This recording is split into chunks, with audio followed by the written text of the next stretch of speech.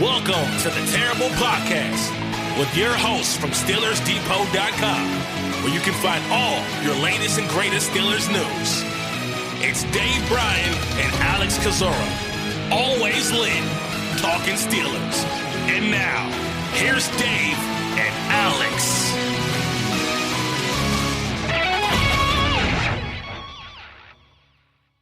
Welcome to the Terrible Podcast, Season 12, Episode 12. He's Dave Bryan. I'm Alex Kozora, SteelersDepot.com. Glad to be back with you guys for this Friday show. Dave, Steelers playing on Saturday. Their tune-up game for the preseason against Detroit, the only home game this preseason. How you doing?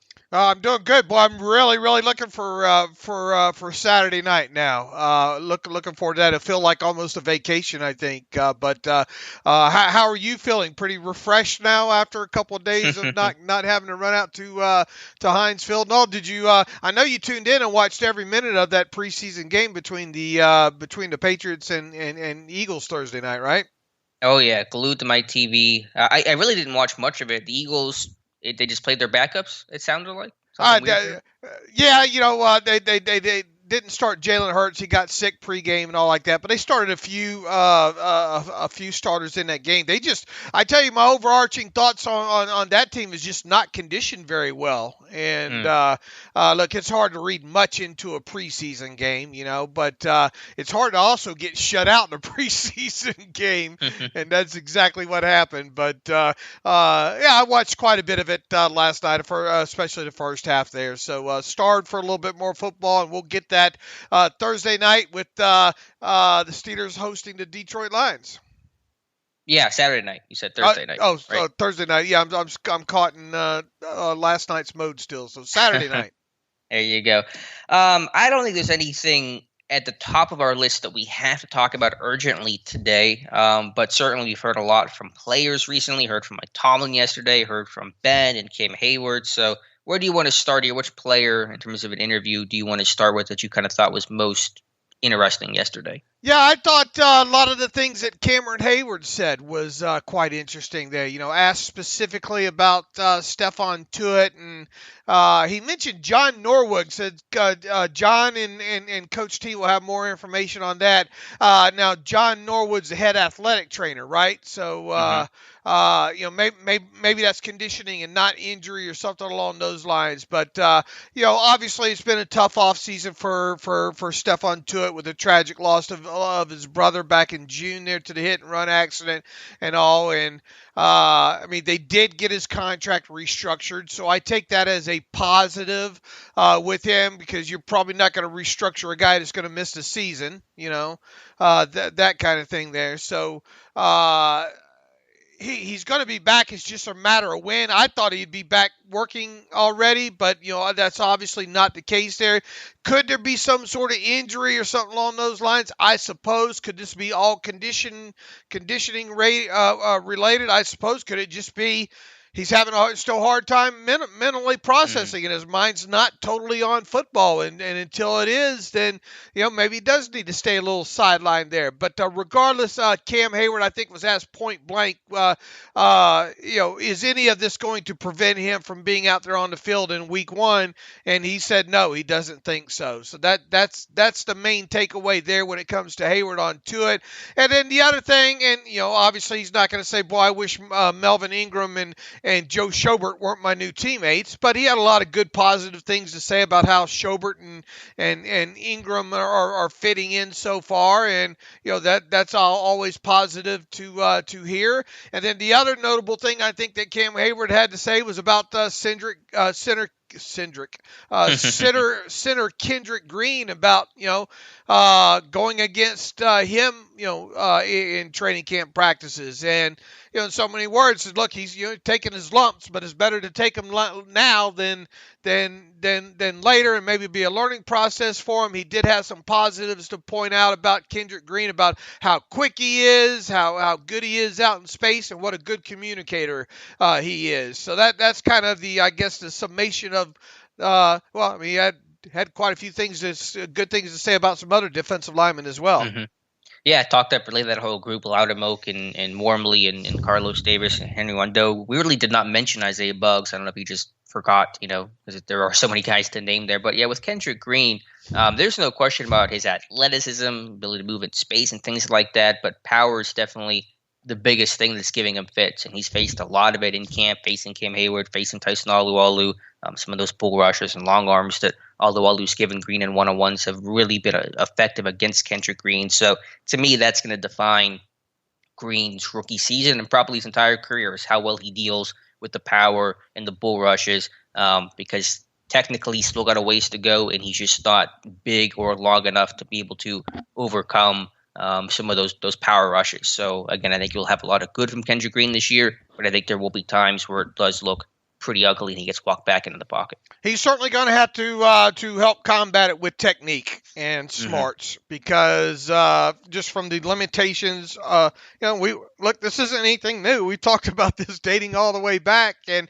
quite honestly, I hate to say that I'm an analytics snub, but I mean, a lot of times when you look at these players and you put them on, do you think they'll be drafted or do you think they'll not be drafted? A lot of times you eliminate some of those, or at least I do. You eliminate a lot of those centers, under 6'2". Now, have there been exceptions against the rule over the years, especially around the NFL in their entirety? Yeah, absolutely. But just from the Steelers aspect, I mean, you have the Damani Dawson example and a few others, but this isn't 20 years ago either, Usually, more than anything, at least you would like to see if a player's got a little bit shorter statue, 6'2" or so like that, you like to see them have a lot longer arms, and it will be interesting to see if Kendrick Green can overcome that moving forward here.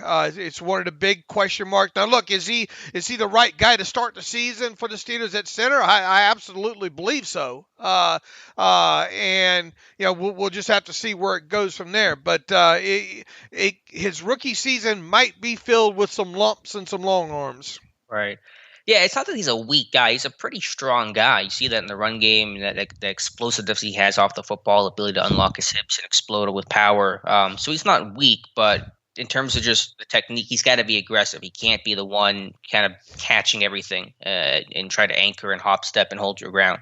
He's going to have to be aggressive and get hands into these guys and control the block, because if the block is controlling him, he's probably just not going to be able to anchor well enough to be able to stall out any sort of bull rush or any sort of power. So that'll be the key for him, is being aggressive, but also still playing technically sound with good placement and good punch to make sure you're winning early in the rep.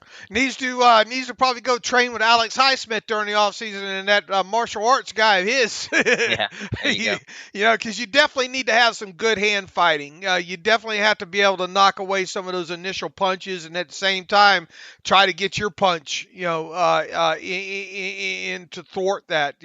I wonder how many times the biggest thing with him to me, there's been some run blocking breakdowns, but it's just once he lets those hands inside of his chest, and it seems to be happening a little bit too often here, and that's when you get what you had happen in that game against the Eagles there. And either he's going to have to learn how to start dropping anchor a little bit better when that does happen, or he's going to have to keep those hands out of his chest. Yeah, absolutely. So always insightful, though, comments from Cam Heyward, who's just become such a leader on this team, a vocal guy. Watch him in practice. Guys go through drills. He's the loudest one, cheering guys on, coaching them up for small things, stuff like that. So just a really valuable teammate, and especially in an offseason like this where you lost a lot of leadership. You lose Vince Williams. You lose, obviously guys on offense, Marquise Pouncey, just to have that presence. Man, if Ben retires after the season, your new face of the franchise. There's a couple different guys here, obviously. TJ Watt, one of them, but Cam Heyward's kind of your guy in terms of representing the franchise if Ben retires after the season. Yeah, I mean, look, Cam gets it. I mean, and it's good that he's kind of passing some of that stuff down. And how much longer does Cam Heyward have? Who knows? But you are now kind of outside of T.J. Watt, and Watt's not that vocal of a guy, just not right. yet. Some people just have that personality, and some don't. But and really, Minka isn't that kind of guy either. There, who would be who seems to be maybe the next man up, if you will, on a defensive side of the ball? It's kind of a hard question to answer on a defensive side of the ball, right? Behind Heyward, you're asking? Yeah, like the next guy after Heyward's career's over with. Well, I mean, Joe Hayden's career is close to being over as well. Right. But I mean, he's obviously a really big leader in that DB room for sure. And Watt's a leader, and I think he does all those little things. Sure. In the film study that he does is really, really valuable to this team. So, and Minkah as well. So, yeah, obviously there isn't another guy quite like Heyward behind him. But you would point to guys like TJ Watt and Joe Hayden if he's still here, and Minkah and all those kind of core guys still that I think still bring leadership to this team. Right. You would hope that Devin Bush kind of becomes that guy, but so far that doesn't. I mean, I haven't seen that level of leadership, I don't think, with him yet. Yeah, I mean, he's still a young guy, so it hasn't necessarily been placed on his shoulders. Joe Schobert could be one of those guys next season with how vocal and he picks up this defense a year from now, so he could be kind of one of those core leadership type guys a year from now. Yeah, I'm trying to think though, like 3 years from now, right? Because you would obviously hope that Cam Heyward plays, or is playing this year, then at least one more year, right? At least 2022, you would hope. But anyway, Cam was the leader that he's always or has been for a while. I thought did a good job during his press conference. Some more good stuff about Carlos Davis, right? I mean, it's been a good summer, I think, for Carlos Davis so far, and I've noted, I think, more than a few times based on preseason play only, I thought Chris Wormley has had a great summer. Mm-hmm.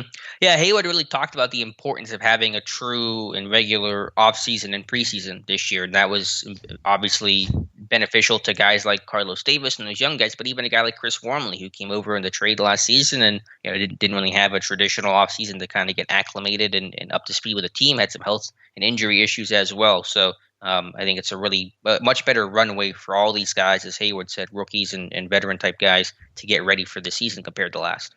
All right, I think that's about it for Cam Heyward. Still unsure whether or not he's going to play. You would think they'd get him out there, lather him up for a series or two, right? Him and Alu and yeah, I would think so. Tomlin said all healthy guys or options, or basically said if you're healthy, you're probably going to play. So I would expect him to. Yeah, but he was kind of asked point blank, I think, about Heyward, Hayden, and Fitzpatrick, and he wouldn't budge there. So the light will be left on, I have a feeling. So I would think this is the time to kind of play those guys a couple of series, and hopefully they will, and hopefully nothing happens to them. All right, moving past Cam Heyward, anything really stick out about what Ben Roethlisberger had to say? Obviously some of the stuff he's talked about, more under center work, more play action things that I think we're definitely going to see. To what extent we'll have to see. I'm doing cheering over here. Yeah, is that what cheering? Yeah, we'll see though. He did say Matt Canada is going to be in the booth, and so that's interesting. Usually the OC in Pittsburgh's been on the sidelines, so not that it means a whole lot for you and I and that kind of thing, but another element of the newness Ben's talked about with not having his coach, his OC, on the sideline next to him.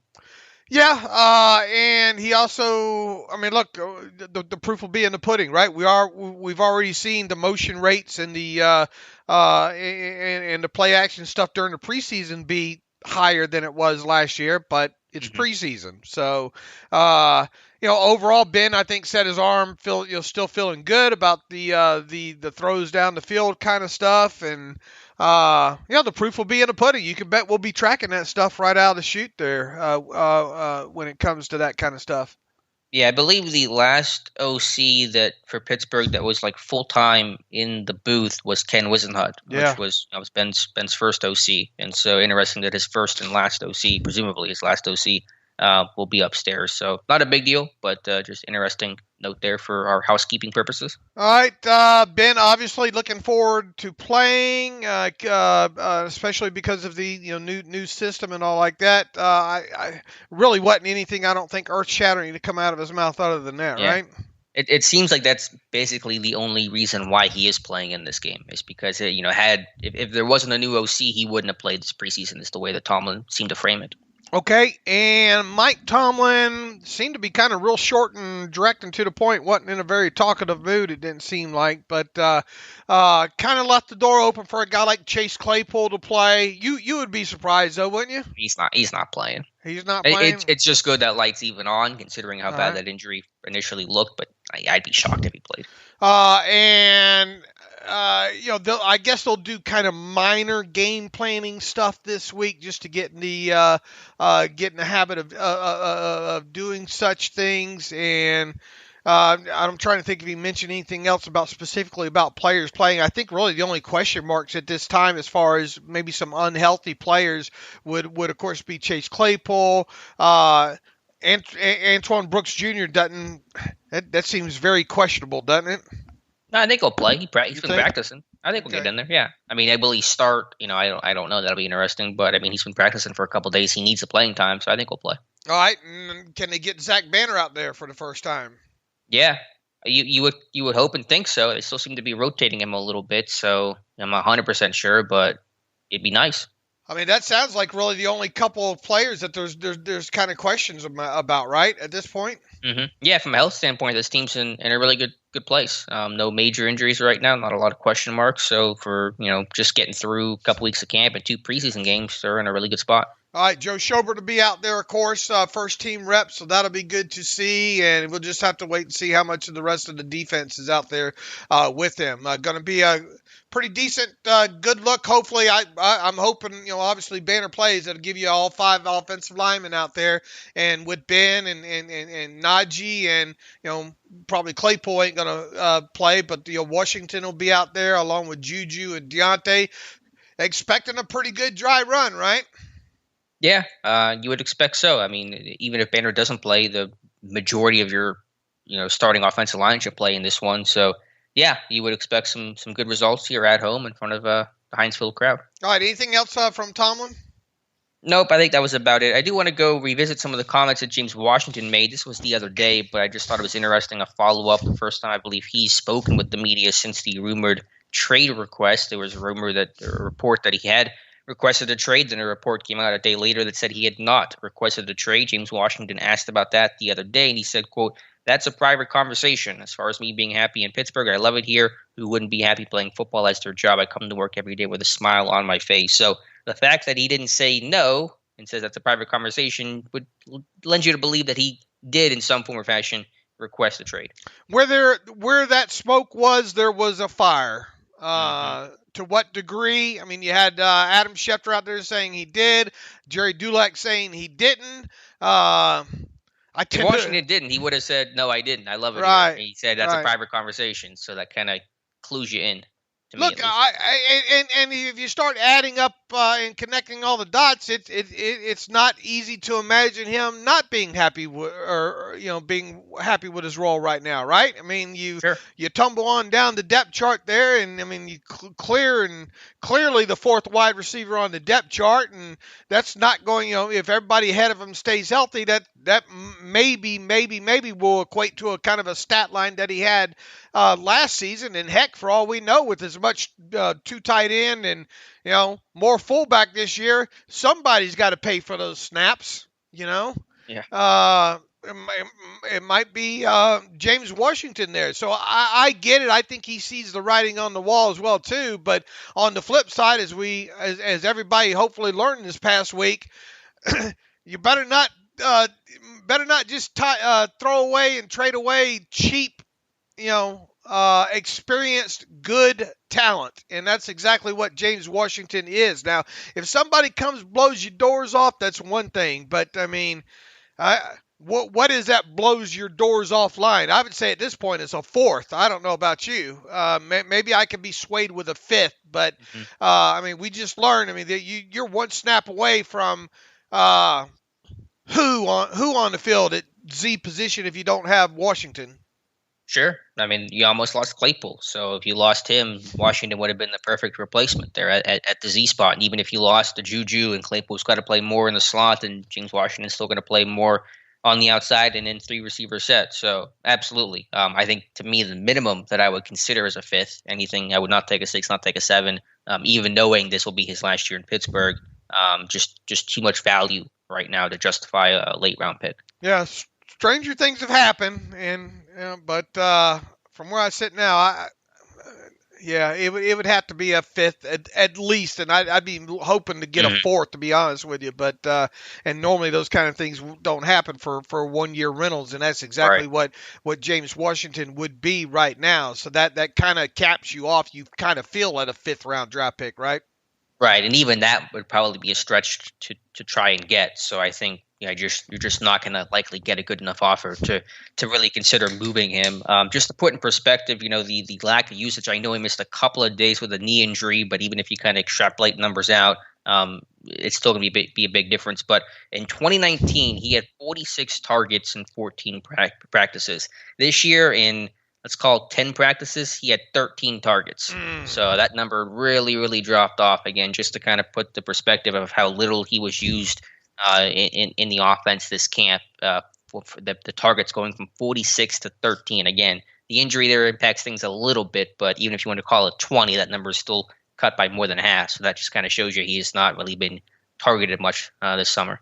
What would you put the odd? I mean, boy, I didn't realize they were that low, but maybe he got a few of those in these last couple of days, But what percentage chance would you put on him being traded? Low. I don't think the Steelers have a particular desire to move him for all the reasons we just stated, especially just seeing the Claypool injury happen. I mean, I won't put it at 0, but 10%. Yeah, that sounds about right. Once again, I wouldn't do it unless you could get a fifth. Who knows? Maybe something will surface there. But who would be the guy that benefits from that? Cody White? That's a good question. I think Anthony Johnson is the first name that comes to mind, but I think we talked about this before when the reports initially came out that if you did deal Washington, you'd probably look for a more established veteran receiver to add on the waiver wire or something like that. It's beyond just elevating one of your in-house kind of guys. All right, we'll see how that plays out. But those were some interesting comments. He didn't deny it, and I think that's the whole takeaway from that. I think is that he didn't deny it.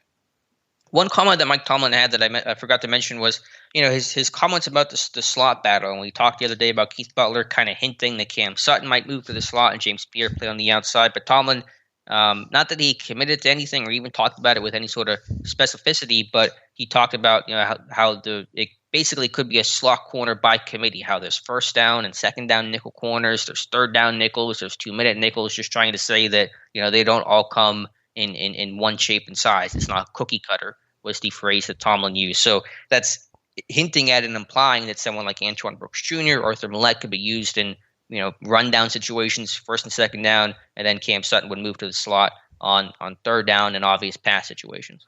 Yeah, I'm not a fan of that. This is a team that doesn't communicate great anyway, and especially with personnel shuffling in and out. You know what I'm saying? I think you're opening up yourself for some problems there. Look, I mean, I get the whole needing the extra dime guy and all like that, but I'm starting to feel like we might not see as much dime as maybe we thought we might see earlier in the summer. We'll see. But are you telling me you're going to have 4 different nickel guys, basically depending on down, distance, personnel grouping, and how is that going to work with these shuffling in and out?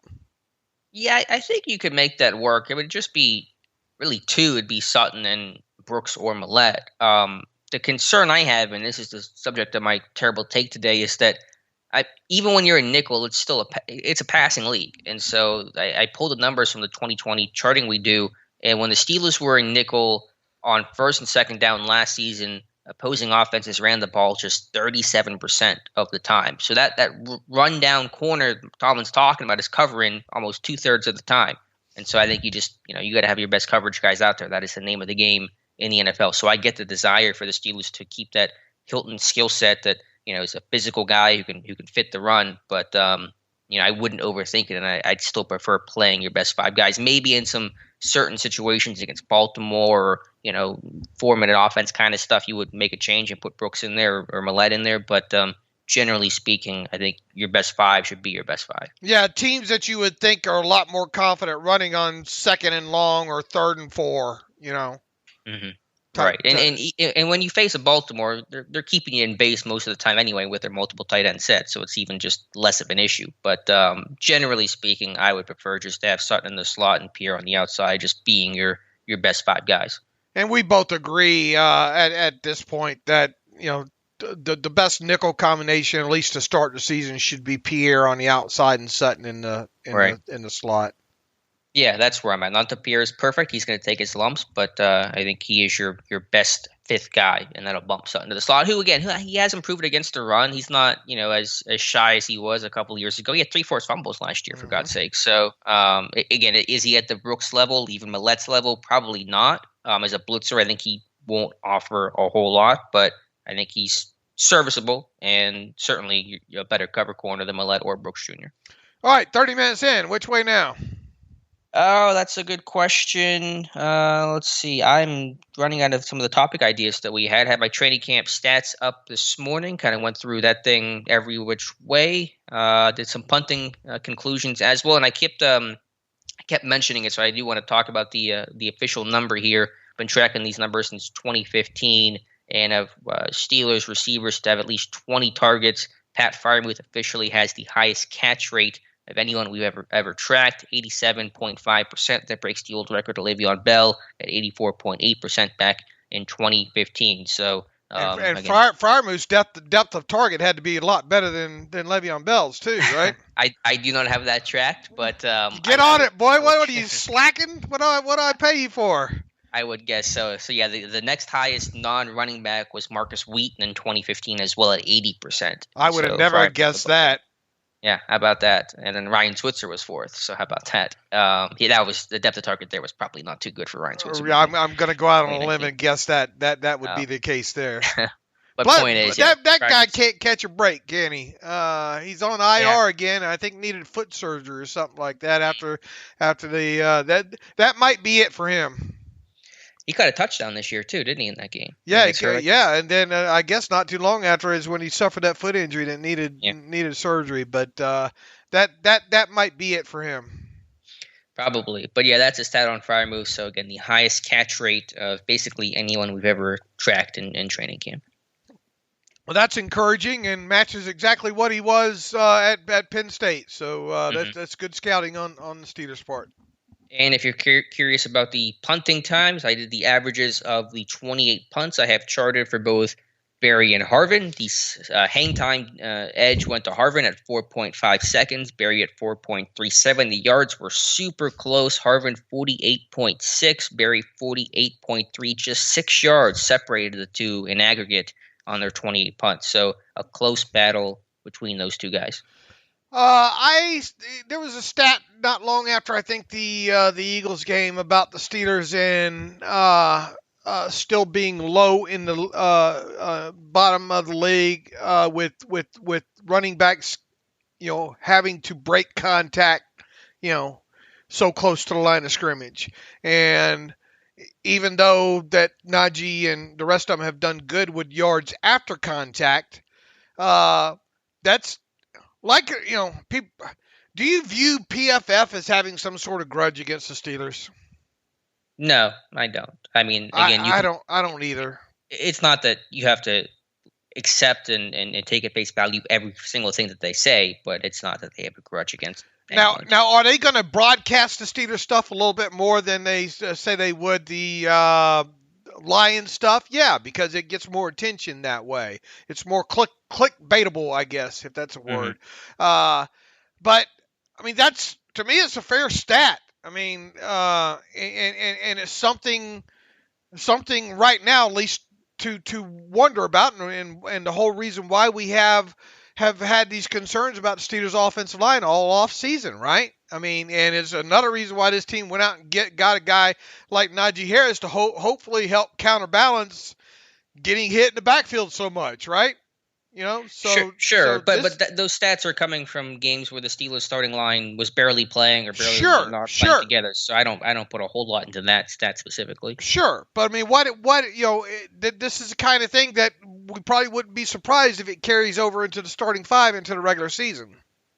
Yeah, I mean, I really wouldn't be surprised by anything of this line because it is such a big question mark. So I'm not really going in with a specific set of expectations about this unit like I have in years past. I mean, they're going to be a better run blocking team than last year, just because it can't be worse. Right. And I think they do have. I think Banner at right tackle is going to improve the run blocking. Dawson full time at left guard. I think Green as a run blocker can be decent. Turner is more questionable. Core for at left tackle. I think you can kind of hide him better than you could at right tackle last season. So this team should be better. How much better? I just don't know.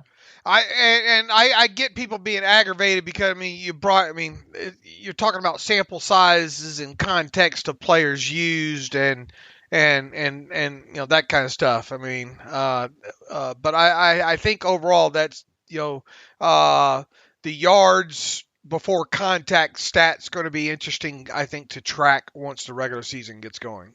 No, I agree, but I think using the stats currently to determine that, or do you have any sort of insight? I just don't think you can use that right now. No. I get why. I understand, and that's where I'm going with this. I get why they do it, and I get why people are fired up about it. I don't think it's a purposeful gig or slap at them. You know what I'm saying? Yeah. I just think it's, hey, look at our stats. Right. I don't know why anyone would be fired up about it though. Yeah. All right. I mean, just my view, because we'll see this week. This week will be a better gauge because I assume at least 4 of the 5, if not all 5, will start this game.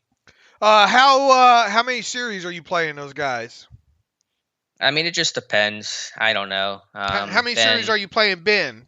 3? Yeah, 2 or 3. I would say it just depends on how if you get a real long drive in that second drive, then you probably called. If there's a couple 3 and outs, and you probably go with third. So no more than 3 would be my guess. 2 if you have a couple of productive drives. Would you put Haskins in after Ben and let him play a lot after Mike Tomlin wouldn't tip his hand? It doesn't sound like, based on the way the practice reps went and all this week, it doesn't sound like Haskins going to be in the next guy in the game. But that that doesn't mean anything from where we sit here today. Right. So do you think they should or will make Haskins the second guy into the game behind Ben?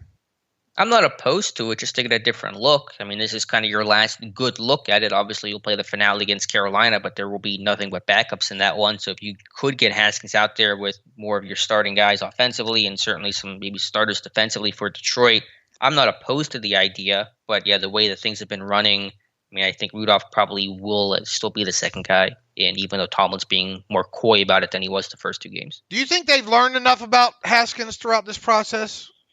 No, I think you want to continue to learn. I mean, you've certainly learned more than where you were at a month ago, but I think you need to learn as much as possible. In every situation and every outing is an opportunity to learn more, reinforce ideas, positive or negative. So I don't think you could learn enough about Dwayne Haskins in the setting right now. All right, and a few weeks ago, I think it was 20-yard passes completed. It was like 4-0, or what was it? Haskins had a huge lead. Mm-hmm. He did. And how did it end? Most completions of 20-plus yards throughout the 13 public practices. Haskins stole your leader with 16, Ben with 11, Rudolph 7, and Josh Dobbs with 5. So Ben closing that gap a bit because he got a lot more reps this week, kind of in that game week scout team type stuff. It was Ben and Rudolph getting the majority of the reps. So that kind of tips your hand at who's 1, who's 2. Now this was estimated 20 yards or longer, or was it just 20-yard plays?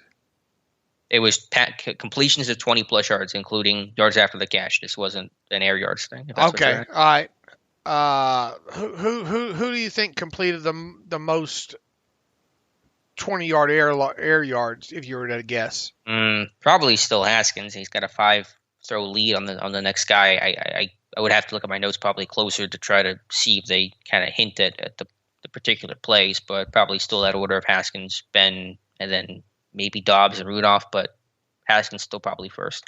I think I've said this kind of all along here. I would try to get. I mean, if you really want, get a good look at Haskins, you should get him in the game early again this week, and maybe even with some combination of the ones for a series or 2, maybe, but. Tomlin seemed to play that idea down. I think he was asked point blank, like, will Haskins get work with the first team? And he said, no, that's not what this week is for. Right. And it doesn't sound like, but that's what I would do. Right. Yeah, I'm not opposed. Yeah, I wouldn't be opposed to it. If they did that though, man, Steelers fans would go bonkers over it. So, but again, I think the order will be still Ben, Rudolph. I mean, so what? Ben 2 or 3 series. Rudolph, does he get the rest of the half? How would you play that, assuming that Rudolph is next guy up? If you're going to play Rudolph in this game, I'll play him the rest of the first half. Okay. Does he play second half at all? No, I would go straight to Haskins, and then I would just let Haskins have the entire rest of the game. Then. Yeah, me too. I wouldn't play Dobbs, even though Dobbs probably deserves some play time, but I would play Haskins the second half. All right. Where else are we? Can you flip Dobbs for something? I'm thinking about that, and I shouldn't spoil this idea. Someone's going to steal it. I would trade him to Baltimore. McSorley's hurt for the preseason. They would love. They lost RG3. He's now broadcasting and doing whatever he's doing. So get an athletic guy, 7th round pick, someone that could be Lamar's backup, a really smart guy, good presence in that locker room. I mean, I would trade a 7th. And I know that Steelers Ravens don't, AFC opponents, but the Ravens traded Chris Wormley last year. So why not, send them Josh Dobbs for a 7th?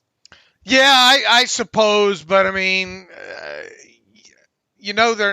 who else is going? You're sitting there and I guess it's like playing a little bit of poker there. Any other team going to trade for Joshua Dobbs? And if not, is any team at risk to claiming them off waivers? And I think the answer to both those questions are no. And if I'm the Ravens, I'm saying, why am I going to give up? I mean, I guess you could look at it as only a 7th round draft pick, but there's been some good 7th round draft picks in the past, and I get where you're going there as a potential landing spot. Maybe that happens. I just don't know if Baltimore would be willing to trade for that.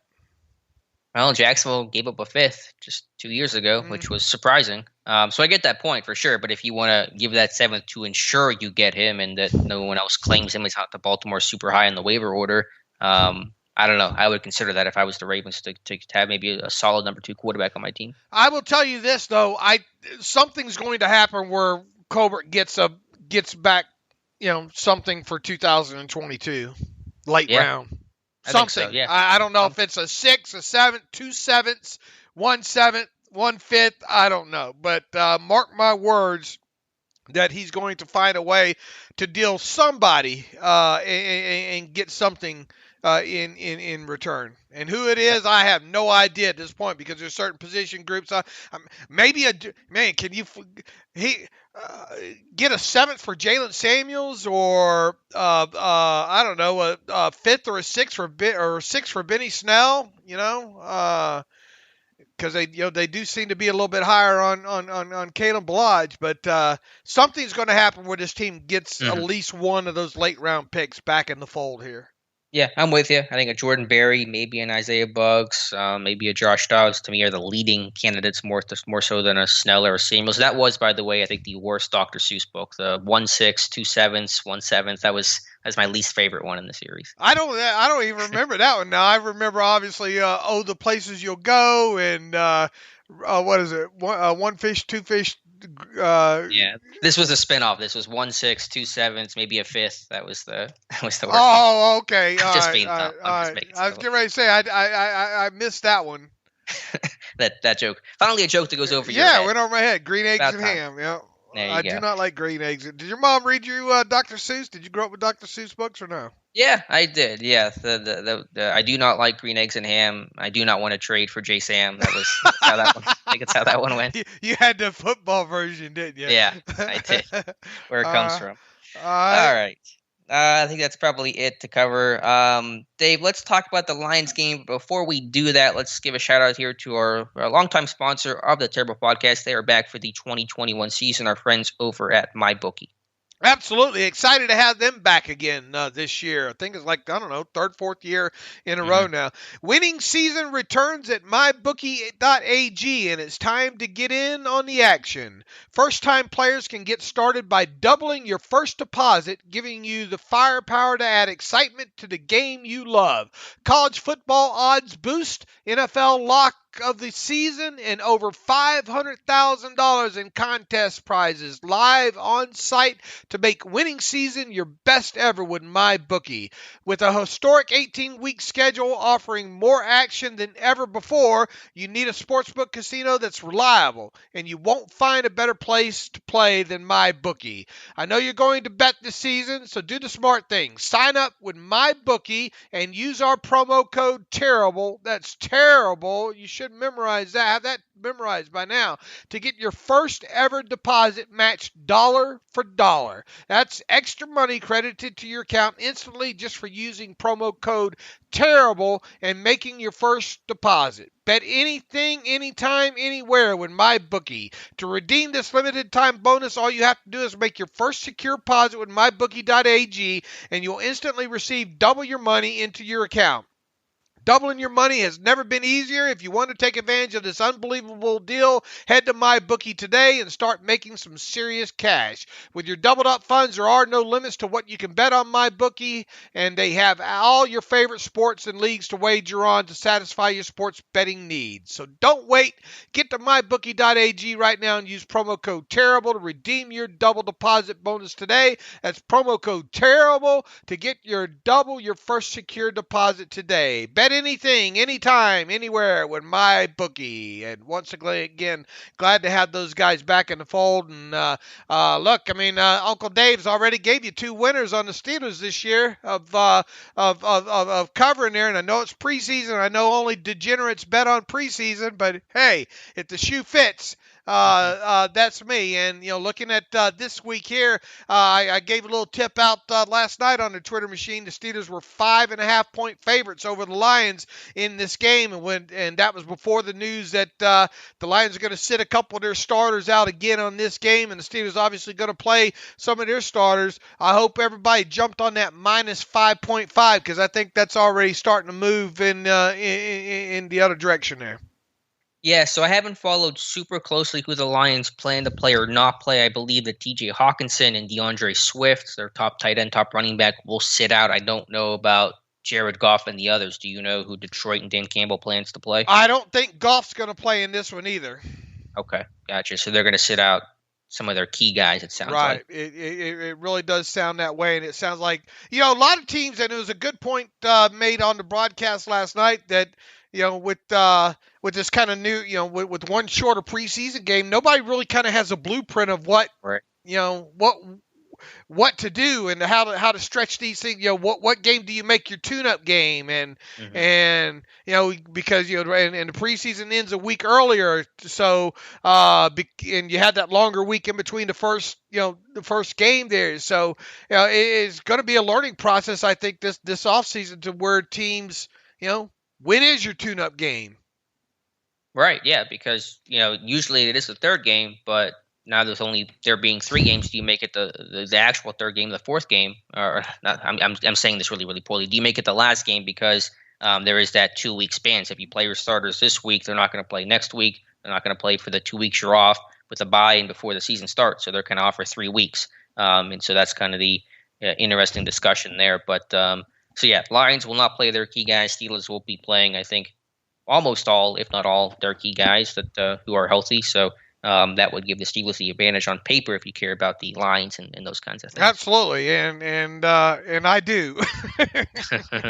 All right, so Dave, what to look for here? Not that we're like really trying to map this thing out too super closely, like a regular season game, but A, you're looking for everyone to come out of here healthy, obviously, and then B, I think just to play this offensive line and getting those guys either fully working together or everybody but Banner working together, just to get a look of how that is going to play out this year. I think it's kind of at the top of my list. I think the things that I'm most interested to see this week is obviously that first 5, the first group of 5 offensive linemen working together, and hopefully that includes Zach Banner. Really, really interested in seeing those guys play together and play 2-3 series at least. Obviously with Ben Roethlisberger under center and Najee Harris running behind them, I don't see how that can't be focal point number 1 for any fan when it comes to this third preseason game here.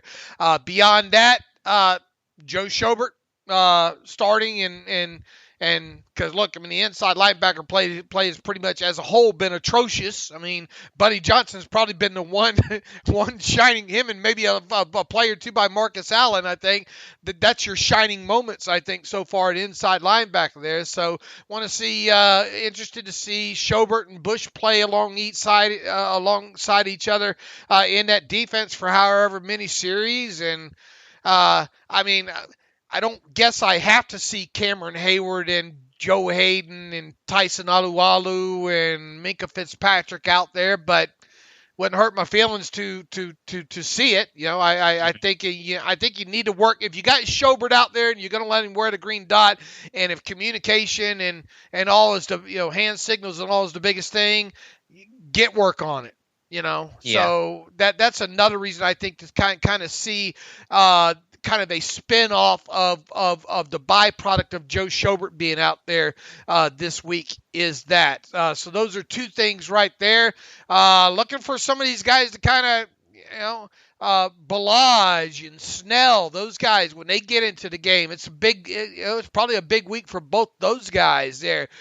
Guys like Roche and Jameer Jones, you know, can those guys make, you know, really, really stick out on special teams and give you a reason maybe why, you know, to part ways with a Cassius Marsh or something like that. So, and then what's going to happen, you know, interested to see a guy like maybe Trey Norwood, see if he can, you know, give you more reason to be a little bit excited about his prospects of maybe making a 53-man roster. And then, you know, Justin Lane, what's going to happen? You know, can he continue to lean in a little bit more, make a few more plays, and then obviously to wind it all down is Millette, Sutton. What's going to happen in the slot?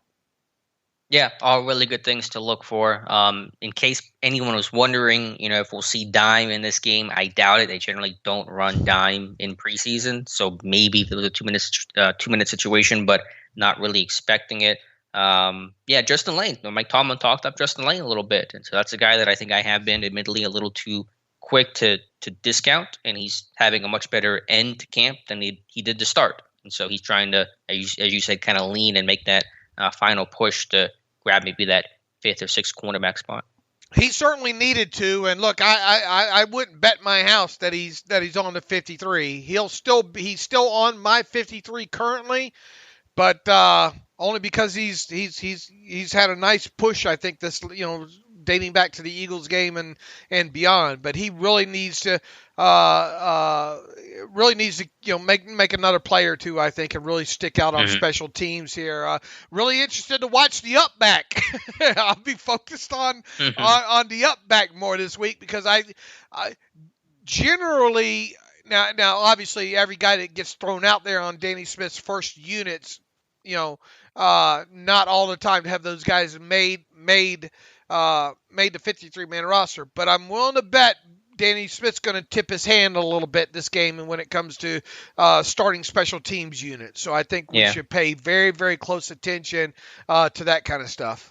Yeah, it's been Marcus Allen and Trey Norwood as the top two guys so far this summer. I would expect no way you put Norwood back there in unless you can help it. So at least not. I don't think you trust him in that area just yet. So I guess mean, they're trusting him now. He's doing it now. He didn't have to. So yeah, but I'm saying come start week 1 of the season. Yeah, I get it. I think it's tough to even get him active week 1. So I'm strongly leaning towards Marcus Allen being the guy and being in that role both in this game and for week 1. Is there any chance at all we see Benny Snell or Kalen Balaj get some snaps in that game in that role as the up back? No, they worked as the wings. Snell's been left wing. I think Balaj has been more right wing. So they are definitely core members of that punt team, but generally more as the wing next to the up back than the actual up back himself. All right, there seems to be something floating around this morning. I'm not going to name any names and point out the dubious, although I should, that the Steelers can cut Joe Haig and recoup that on the compensatory level. In other words, if they cut Joe Haig, then it helps maybe get them back a compensatory. You see what I'm saying? Mm-hmm. The old Dante Moncrief. Right. Didn't that loophole get knocked out last year with in the CBA Appendix 5, if I'm not mistaken, Alex? I honestly it's sad that I can. I honestly could not remember, but considering you're citing Appendix 5, you're probably right on that one. All right. And remember the whole Sean Davis thing, Washington signing him and then cutting him, and then there was the question about will he still count against the compensatory formula? He did, as is, because what the NFL wanted to do is they wanted to get away from that whole L.J. Fort, Dante Moncrief loophole, right? All right, just to make sure that I wasn't that I have my ducks in a row, I reached out to Nick Corte of Over the Cap, who's the specialist when it comes to that kind of thing, and I asked him point blank if the Steelers cut Joe Haeg before the season started, would he still count against the comp formula? And Nick just got back to me and says, right, the Steelers can't get out of their obligation by cutting him. However, if he doesn't get any playing time this season, he might not count on those grounds. His contract is close to the qualification bubble. So it's not you shouldn't be making roster cuts anyway to game the compensatory formula, but it really doesn't sound like. Of course, he's right on the bubble as it is, with the contract and all. And if he didn't play, then that would obviously impact it there. But be careful with what you read out there, folks. Yeah, it's a good point there. A recent change that should be noted. But yeah, I remember Corte because right now Haeg is canceling out the Hilton contract, which is still kind of weird to me how that's working, but it is. But if Haeg doesn't reach a certain amount of playing time, and obviously the comp formula is pretty hard to get a read on, there's a chance the Steelers still could get I think a 6th-round pick for Hilton. So something to note there. Currently, the Steelers aren't projected to get a comp pick for Hilton, but that could change. Right, and it goes back to playing time and all like that. But it's not just a slam dunk, get back a 3rd or a 4th or something like that. You know what I'm saying? Yeah, of course. And yeah, as you said, cutting him will not impact or change those odds anymore. Right. Nick writes, the Steelers can't get out of their obligation by cutting him. However, if he doesn't get any playing time this season, he might not count on those grounds. So his contract is close to the qualification bubble as it is. Okay, gotcha. So good information there. And yeah, Nick Corte, the expert when it comes to all things comp. So if he says it, then it's got to be true. It's got to be true. I also have an update. I believe I was the first one to break the Joe Schobert contract as well, too, as far as what went on with that contract. Obviously, the Jaguars did end up paying half of the $7.2 million that Schobert was originally scheduled to earn. The Steelers turned around and restructured that contract, and here's the difference than what we originally expected there. They added a voidable year onto it. To kind of lower, to help them out, get his cap charge even a little bit lower. I think initially, had the contract been left in its original form and had they just restructured it that way, it would have been like a $1.88 million cap charge in 2021. By adding the voidable year, and also here's the other thing that's a little bit different, why you really got to pay attention to this kind of stuff. His roster bonus, $300,000 that he's set to earn per game roster bonus in 2021, was left in place. However, because it's you now have 17 game season, his roster bonus was originally done on with a 16-game season. So how many games did he play last season? 16. So now that becomes a likely to be earned minus 1 game, in other words. So what you do is you take the 300,000, divide it by 17, and times it by 16, and then that's where you get what is likely to be earned roster bonus number is. So on paper, it sits there at 282,353 as opposed to 300,000. Now he obviously has the ability to earn 300,000 this year if he plays in all 17 games. But for cap accounting purposes, it works off of likely to be earned, and being as he played 16 games, that's the likely to be earned threshold, and that's why it counts 282,350 or 282,353. Now, if he does hit the full 300,000, then the Steelers would obviously be debited the rest in 2022 against the cap when it comes to that there. So little slight change there when it comes to Schobert. 1.4 million or no, 1.1 something, a little bit less than what his cap number was originally scheduled to be. All right, really good info there. That last part about the incentives just broke my brain, so I'm trying to put my brain back together. It's crazy. Long and short of it, he can still earn the $300,000, and if this was still a 16-game season, it would count the full $300,000 against the Steelers cap right now. Right. But being as how it's a 17-game season, then it falls into the likely to be earned, not likely to be earned. And because you only played 16 games last season and you're looking at 17 now, that's where a proration of that comes in for cap purposes. Right, because the way incentives work is if you did it last year, then it's likely to be earned. If you didn't do it last year, then it's not likely to be earned. It's the way those things get accounted for. Correct. Okay. So that's the difference there. So does that change the overall numbers in terms of where the Steelers are at cap space wise, or is the numbers you said previously still the correct and updated numbers?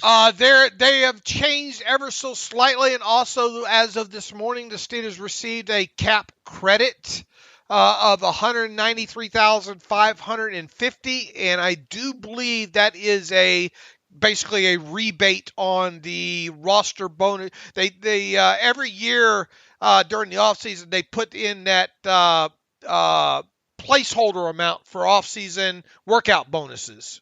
League wide, and then after all the workouts, off-season workout, after the 32 workouts take place, then they go back in and see who attended, who didn't, and they adjust the number, and usually that 790. Well, this year was 792,000 placeholder amount.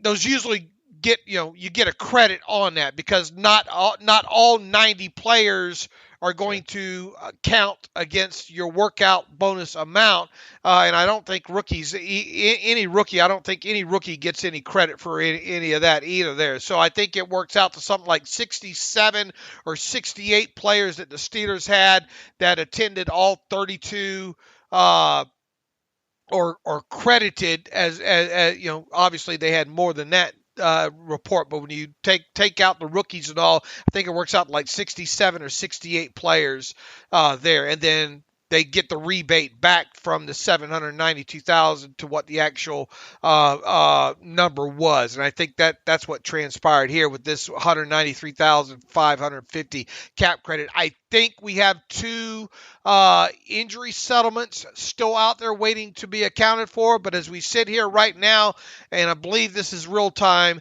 the Steelers are 17,422,912 under the cap right now, so almost 17.5 under. And the two injury settlements are Calvin Taylor and Anthony Coyle? That should be, and those I'm guessing those will be right around totaling up about 100,000 or so. Okay, gotcha. So I mean, it does not get more detailed in the weeds, in the soup, whatever the phrase is, than that. But that's where this team is at. All right, and do you other than and this is my terrible take yesterday, I do think this team will sign or still do something, maybe add a safety or a veteran center. I think we've talked about that several times. All these people out here expecting a bigger name, higher dollar guy at this point, I think you're going to be a little bit disappointed We'll see. Yeah, although Schobert was a complete surprise, but I'm with you. I think free safety or interior offensive line guard for me is even more important than center right now. I think there will be some other move in some form or fashion coming. Unless Kendrick Green just really has a bad final 2 preseason games, and you need to really look at maybe spending a little bit more than minimum to get a veteran center to come in right away. That's the only way I see this team spending any kind of considerable money at this point. Because look, they got their edge rusher, they got their inside linebacker. You don't see this team adding a starting tackle like a Russell Okung or something like that at that point, right? I don't know. And guards, I mean, they're set at guard right now. So, I mean, if you're looking in totality, there's really only a couple positions it could be if they were to add, I think. And that would be safety and center. Right, and unless, obviously, an injury could change that quickly. But that's always understood. Right. All right, Dave, anything else you want to talk about, or do you want to get to some reader emails and close out today's show? I guess we can do that. Let me scroll down the list here and sort some of this here. This guy wants to buy advertising. How about George O'Donnell writing back in? As always, I enjoyed today's podcast. I don't know which one he was listening to, probably the one from the other day. Especially the question regarding the management of the cap. I have to confess it left me a little confused and looking for a point of clarification with regards to the amount of a given year's cap that can be rolled over into next year. This, I have learned from the podcast, is a key aspect of cap management, as a certain amount of cap space needs to be left at the start of the season to handle salary issues that crop up during the year, injury replacements, practice squad signings. During today's podcast, I believe Dave suggested that an unlimited amount can be forwarded to the next year, whereas I was under the impression it was limited. If it is not limited, I would think tanking team could keep advancing their salary cap space for a few years and build up quite a cap reserve, and then have a year with twice the salary of any other team. Say they sign all free agent quarterbacks in a given year, blah, blah, blah. I know there's a salary cap floor, but I believe that this is spending over a 5-year period. Here's the thing, George, that's kind of put in place here. Whatever the league establishes as the league-wide cap number is, 90 or 91% of that the league wants spent in cash by team.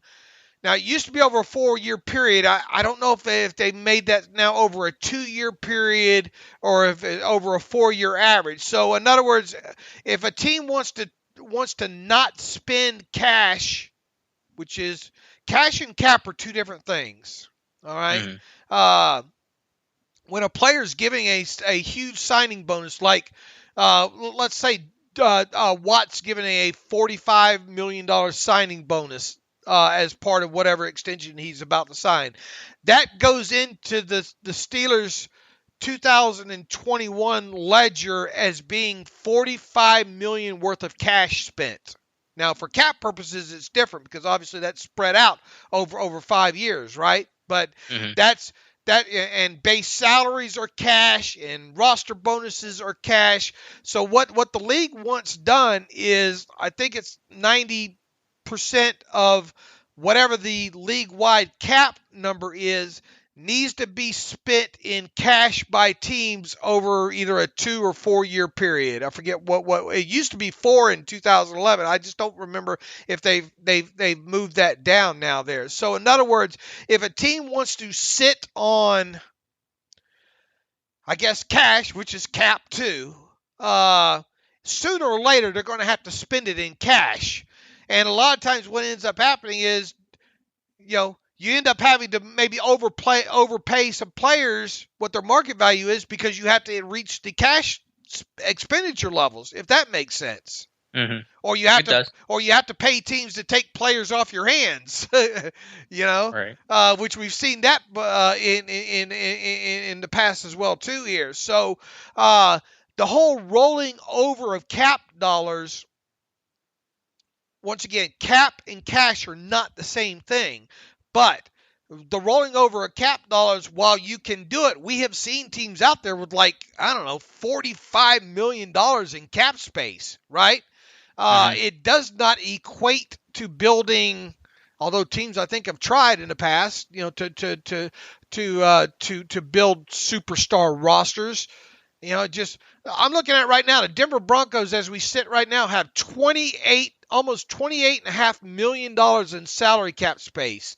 The Jaguars have $35.9 million in available salary cap space right now, Alex, for 2021. Wow. So, just merely, and look, they're going to roll over they're going to have a lot of leftover cap space after 2021. Now they don't have to roll over all of it, but still over the period of time, the whole cash versus cap percentage needs to be spent, because obviously the NFLPA doesn't want teams to skip on spending cash because it hurts the players. Yeah, which is what you're seeing in Major League Baseball, why there was that proposal of that salary cap floor, essentially, which probably won't pass. But yeah, that's the idea behind it, is just making sure the money is being spent and not just being kind of hoarded by the player or by the owners. I hope I know. Normally that stuff sounds like it goes off real good in my head.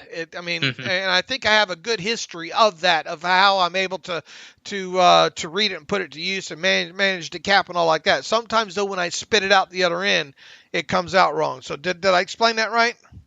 I think so. That sounded good to me.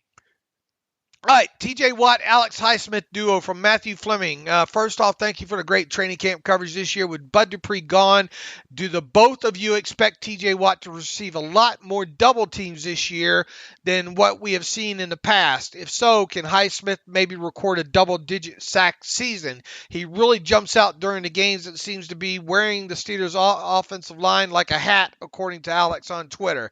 Look, who are you going to pay more attention to? And I think we kind of saw this later last season there. Yeah, T.J. Watt's going to get a little bit more attention, and it's up to Alex Highsmith to make him pay for that. Yeah, I don't think he's really going to get more attention. He was getting a ton of attention last year because he was T.J. freaking Watt. And, as good as Bud Dupree was, he's still not T.J. Watt. And so you'd rather take your chances with Dupree than, singling up, T.J. Watt or something like that. So I don't think it really changes the attention he gets, but it does certainly put the onus on the backside player, so to speak, in this case, Alex Highsmith and Melvin Ingram, to capitalize on getting a lot of one-on-one matchups, not being chipped and double-teamed, and the focal point not being on him, it being on T.J. Watt. So naturally, I think, the left outside linebacker is easier to double and chip with a tight end being there, than maybe the back releasing that way, things like that. But, yeah, certainly you want to see Highsmith or Ingram or whoever capitalize on, being one-on-one quite a bit this season. And if there's one thing that Keith Butler does good, it's being able to get guys singled up.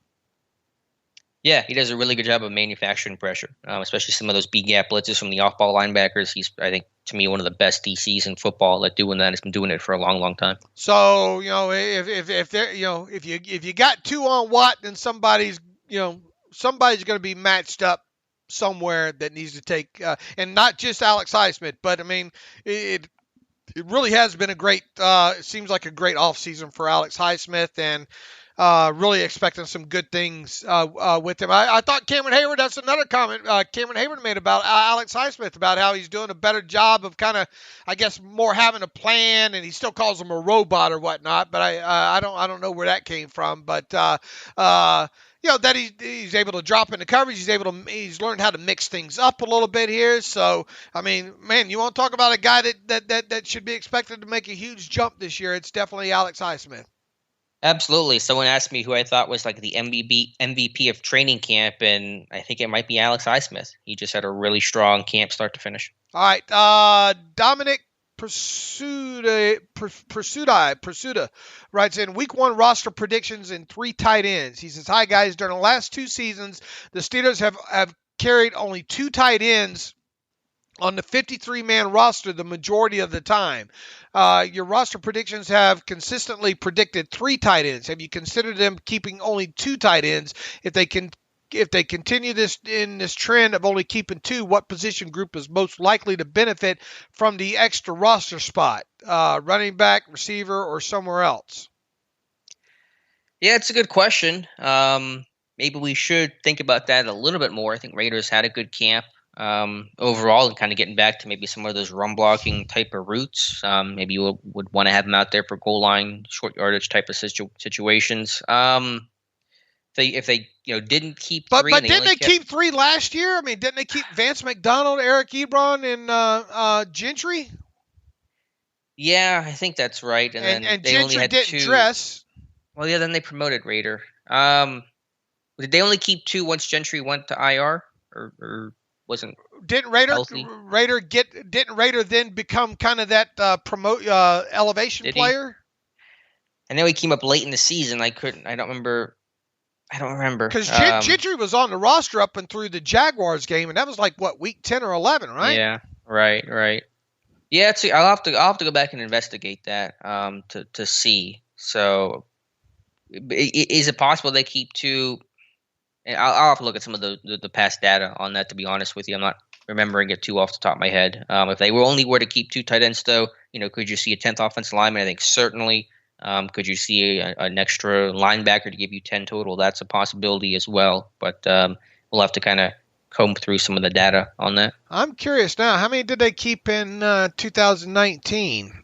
They opened up against who was that? The Patriots that year. Let's see. It would have been Vance, Jesse, and I think there was a third. Maybe not. McDonald. Or not? Was it not Jesse James? Or would have been? Grimble. Okay. Good Lord. And Gentry. Okay. Yeah, Jesse. So they opened up week 1 again with three tight ends. So he asked, why do we keep putting three tight ends on our 53-man roster? I mean, that's why, because they keep three tight ends generally. Okay, so there you go. I mean, is there anything? I see where he's going with this, but I mean, I think they only had two tight ends active a lot last season. They only had dressed two on game day. Maybe that's where he's trying to go with his question. But no, he says here that the Steelers have carried only two tight ends on the 53-man roster the majority of the time. Dominic, I don't think that's right, Dominic. Yeah, I think maybe he's getting confused because I'm pretty sure they only had two up and active over the past couple of years, but they've generally had three on the 53 in case someone gets hurt early in warm-up, something like that. You got a guy ready.